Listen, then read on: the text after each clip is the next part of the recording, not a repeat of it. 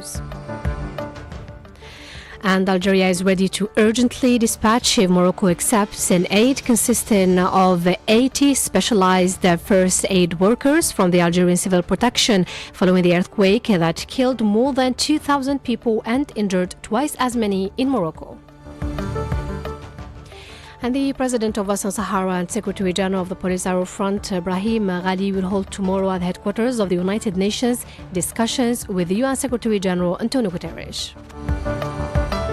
And leaders of the G20 group have pledged to speed up their action and to increase the world capacity in renewable energies by 2030.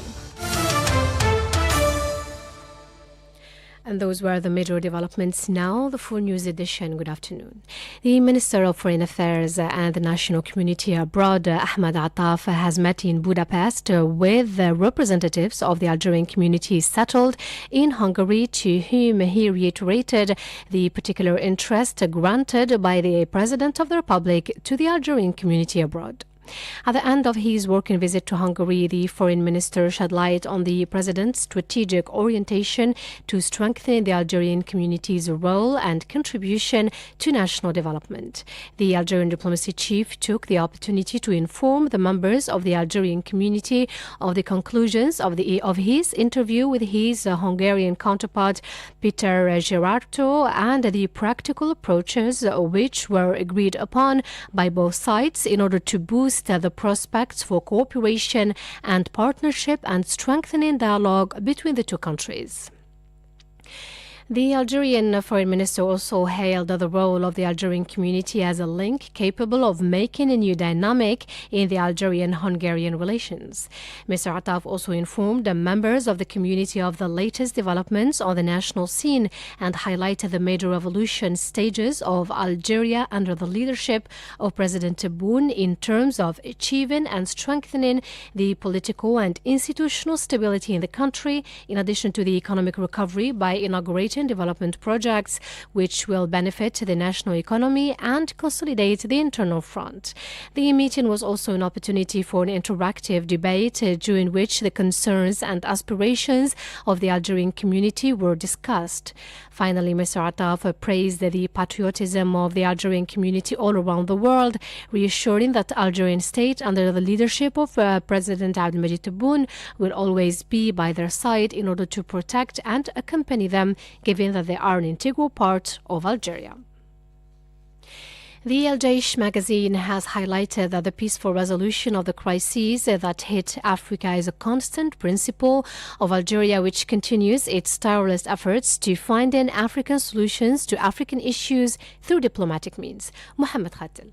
According to El Jaish magazine, Algeria is convinced that military solutions have proven to be disastrous, as they only aggravate and further complicate situations. Algeria's constant positions arise from her principle that she has always defended, which were highlighted by President Abdelmadjid Tebboune in his speech on peace and security in Africa during the 36th session of the AU Conference of Heads of State and Government held last February in Addis Ababa. The magazine recalled in this regard that the President of the Republic expressed his conviction that the solution to the crises on our continent must be based on peaceful resolutions, comprehensive dialogue and national reconciliation away from any foreign interference. It also highlighted Algeria's determination to relentlessly contribute to strengthening the efforts that ensure international peace and security and support the initiatives aimed at resolving conflicts. It also emphasized Algeria's determination to defend the just causes of the oppressed people who fight for the recovery of their fundamental rights, freedom and self-determination. El Jaish noted that thanks to her strategic position, Algeria is a key actor at the regional and international scene in terms of implementing security and stability, particularly in neighboring countries. It also recalled Algeria's relentless diplomatic efforts to resolve various thorny issues, in addition to her assistance to brotherly and friendly countries. Algeria believes that the time has come for the international community to become aware of the importance of preserving international security through the serious management of the causes of crises which fuel instability and which are responsible for international and regional insecurity. In line with Algeria's wise foreign policy, the National People's Army will remain determined and will keep the same high sense of national duty to carry out its missions with professionalism and efficiency to ensure the security of national borders and the fight against organized crime and terrorism. And relations between Algeria and Turkey are witnessing a great boom in many fields of endeavor, as emphasized by the Minister of Foreign Affairs and the National Community Abroad, Ahmed Attaf, during his visit paid to Turkey and trusted by the President of the Republic, Abdelmajid Tebboune. During an interview granted to the Turkish television channel TRT Arabic, Mr. Attaf highlighted the strategic and historic relations linking the two countries and the need to reinforce bilateral partnership and cooperation, notably the supply of the friendly country with Algeria. The energy file is among the strategic files, and we are in the process of renewing the contract of supplying Turkey with Algerian gas. There are advanced negotiations on the matter. As for industry, it's an important file. Regarding the textile sector, the biggest textile complex in Africa is a Turkish complex located in Algeria. Strategic relations are strong. What is important is that what we consider a strategic sector could shortly be reinforced by another strategic sector. And Mr. Attaf also underlined the role both Algeria and Turkey play in finding political and peaceful solution to crises and curbing the phenomenon of unconstitutional changes, notably in Africa. You play an efficient role in your environment in promoting and consolidating peaceful solutions to crises, wherever they occur and whatever is their nature. We are also trying to play the same role of contributing in politically and peacefully solving the problems. The first clause of the initiative proposed by the President of the Republic, Mr. Abdelmajid Tebboune, provides for the strengthening of the arsenal of procedures to curb this negative and dramatic phenomenon for Africa, namely the phenomenon of unconstitutional changes. So far, reactions have been very positive, but the issue is the implementation. The implementation requires the contribution of the coup leaders in Niger, but the latter's response was that they need some more time to arrange things.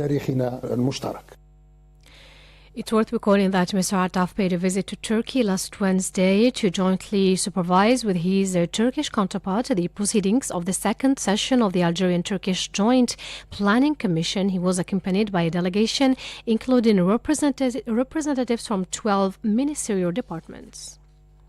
And Algeria has said that it is fully prepared to provide humanitarian aid to Morocco and to mobilize all material and human resources following the violent earthquake which struck this country, killing over 2,000 people. A press release from the Presidency of the Republic indicated that in the aftermath of the violent earthquake that struck regions of the Kingdom of Morocco, the high Algerian authorities expressed their full willingness to provide humanitarian aid and to mobilize all material and human resources in solidarity with the brotherly Moroccan people. The high Algerian authorities have also decided to open the airspace to flights for the transport of humanitarian aid and the wounded.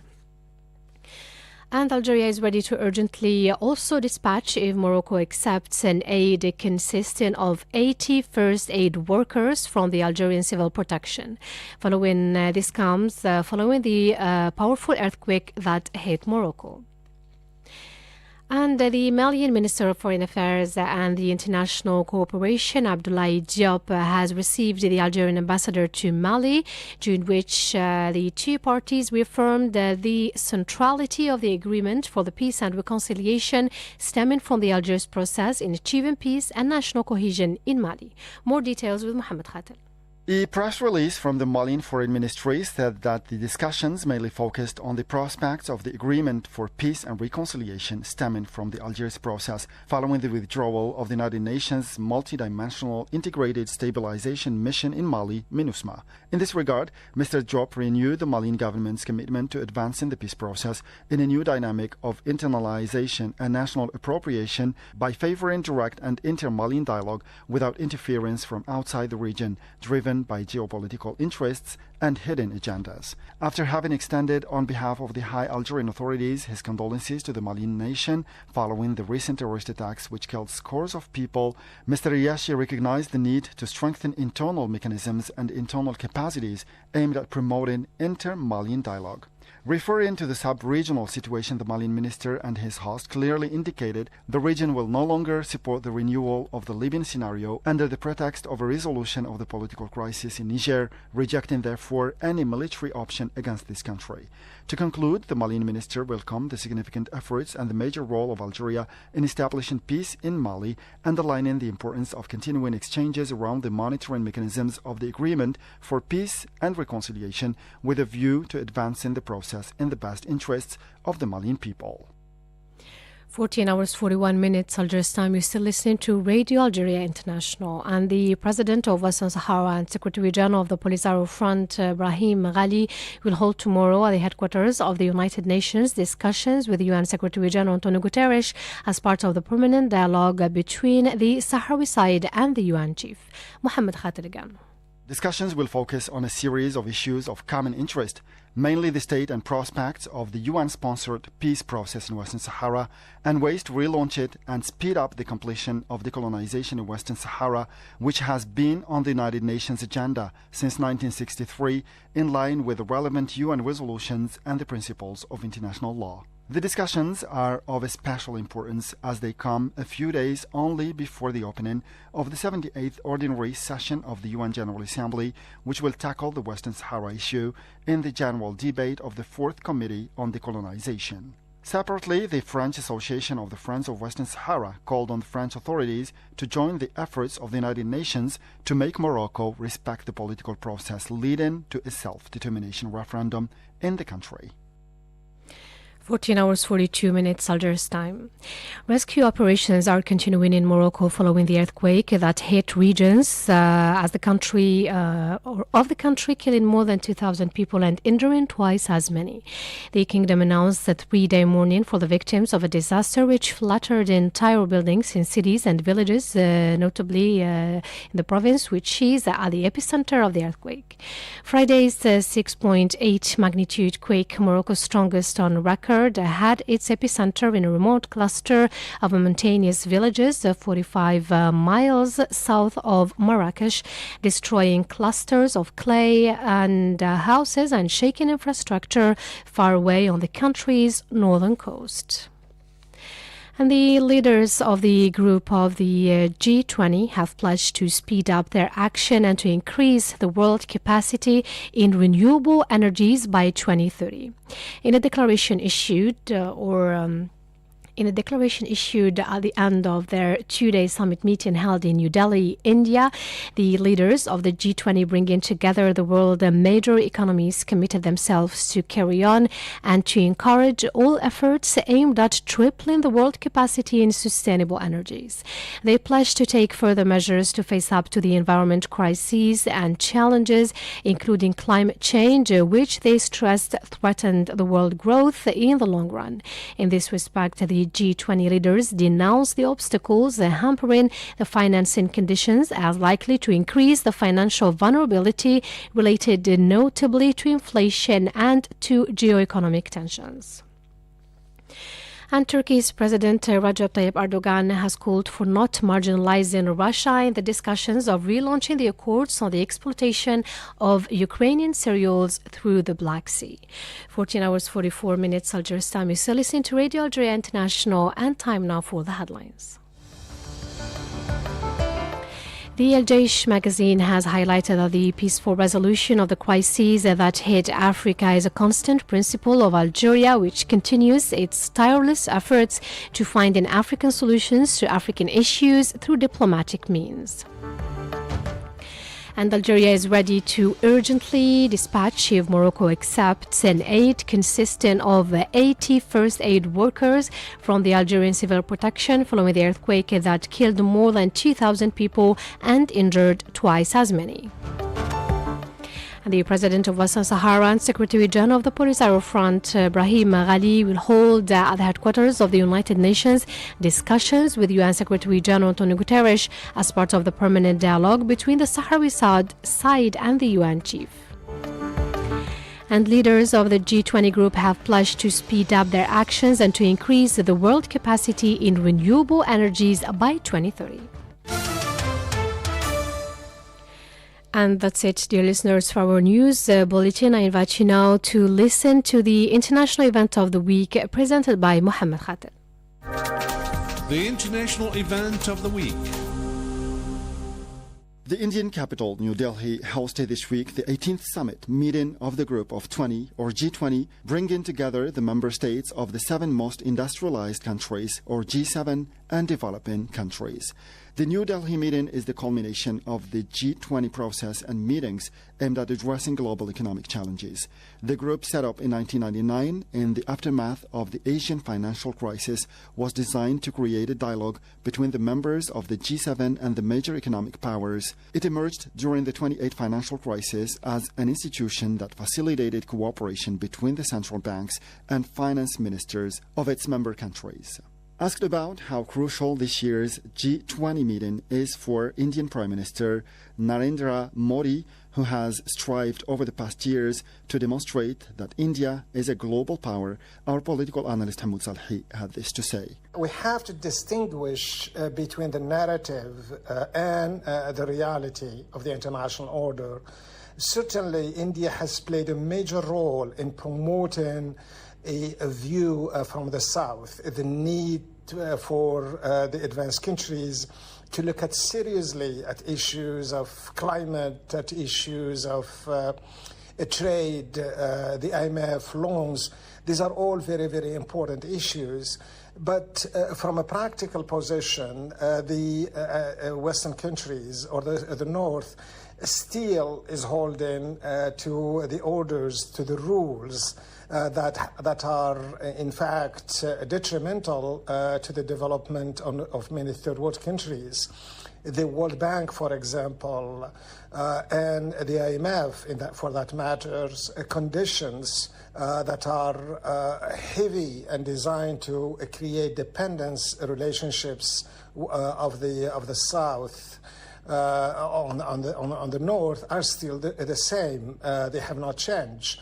So from that perspective, India's message is clear. But at this point, this idea of bridging the gap between the rich and the poor, or the advanced countries and the less advanced countries, has been an issue that has been here for a long time, and perhaps since the Indian Prime Minister back in 2009, when he said that the G20 would create a new international order. At that time, the goal was to narrow the gap between the North and the South.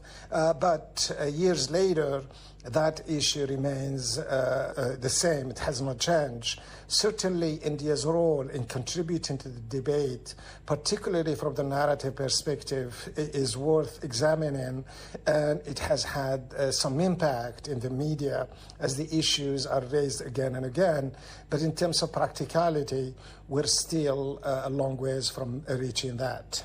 The G20 meeting's agenda focused on a series of issues of interest to emerging countries, including climate financing and food security, as well as multilateral development bank reforms, trade and investment, and digital transition. In this respect, India proposed to include the African Union in the G20, a move reflecting its willingness to support developing countries. Asked on whether India's declared objective to bridge the gap between the developed and developing countries was likely to be fulfilled in an attempt to include the Global South in the world's decision-making, our political analyst Hamoud Salhi had the following. India-China border dispute is linked also to other variable, meaning that the two countries see themselves as economic powers, and because of their strategic interest that tends to converge in certain areas, along with the United States strengthening a relationship with India with the goal of using that relationship against China, appear to be detrimental to the functioning or the realization of the G20 goal, which is to be a dominant power. The fact that China and India are in conflict and don't see eye to eye on many issues in global politics, not because of their vision or their vision of the international order, because both China and India were key players in introducing the idea or contributing to the idea of non-alignment. The Afro-Asian group was both India and China were two key players in pushing that agenda. Today, the relationships are different, in part because of the ongoing dispute, border dispute and others, but more so because of differences over international order. India's leaning towards the United States and building relationships with the United States seems to suggest to China that India is siding with the United States against their strategic interests. Considering the border conflict and the strategic difference that exists between the two, that perception in the Chinese eye is warranted and could be a strong test for the G20 to continue as a strong, united power. Unfortunately, the lack of unity and the lack of finding solution to the dispute between India and China are at the present time more of a problem and are indication that the G20 is leaning towards more fragmentation, less impactful in international order than its strategic goal back of the 2009 would have had set for it to achieve. This year's G20 summit meeting was marked by the tense relations between the two Asian major powers, namely China and India, which became this year the world's most populated country. The International Monetary Fund expects the Asia-Pacific region's gross domestic product, GDP, to increase to reach 4.6% in 2023. It expects China, the second world economic power, to contribute by about 35% of the global growth against 15% and 14% for India and the Americas successfully. Asked if the global economic prospects would not be overshadowed by the existing rivalries between the two Asian giants, namely China and India, notably on account of their ongoing border dispute, our political analyst Hamoud Salhi commented the issue. This meeting is extremely important to the Prime Minister because it's a unique opportunity for India to present itself as a global influential power, and that India did very well up to this now.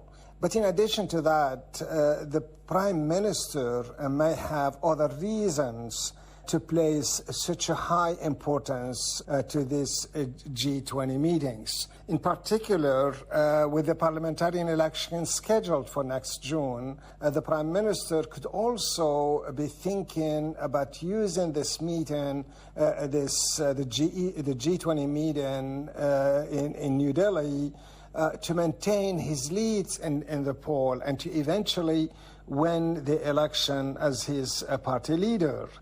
Now, we know that Modi, the Prime Minister, has always prioritized India's domestic interest over international. He is perceived as a controversial nationalist leader who will do everything in favor of India.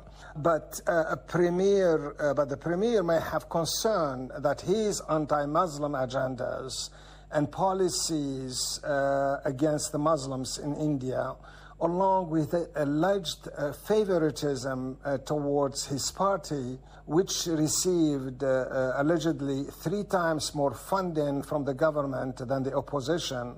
All of this, Modi must be thinking that combined together, this could weaken his party's chances to win the next upcoming elections. Modi's fear is that a perceived failure of his tenure in foreign policy could potentially put his candidacy at risk, but he could use it to his advantage as well. Hence, we saw him doubling down on his opposition to China in Johannesburg last month, warning through his foreign minister against the expansion of BRICS. This was to help him project himself as a leader willing to stand against China, with whom India has had territorial dispute.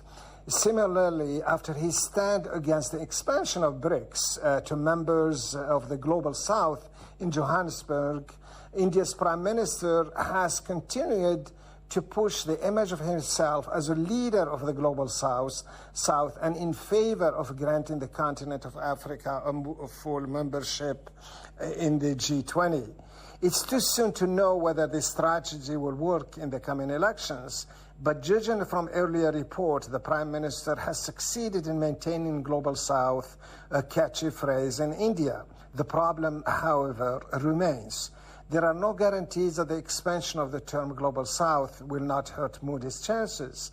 But we know for sure is that the Prime Minister appears to be fully aware of how crucial to use the G20 meeting for his candidacy and to project India as a global power. It is worth recalling that the G20 countries that account for nearly the third of the global population represent 75% of global trade and 85% of the world's GDP. إذاعة الجزائر الدولية. يمكنكم التقاط أمواج إذاعة الجزائر